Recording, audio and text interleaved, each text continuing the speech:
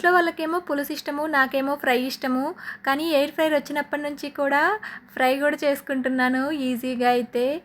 ఇప్పుడైనా చేసుకుందాం అనుకుంటే ఇంకా పులుసు చేసి మళ్ళీ ఫ్రై ఎవరు చేస్తారులే అనేసి చేసుకునేదాన్ని కాదు. కానీ ఎయిర్ ఫ్రైయర్ వచ్చినప్పటి నుంచి కొంచెం పులుసు చేసి కొన్ని ముక్కలైతే ఫ్రై లాగా చేస్తున్నాను ఈజీగా. ఫస్ట్ అయితే ఈరోజు ఫిష్ ఫ్రై అయితే ప్రిపేర్ చేస్తున్నాను.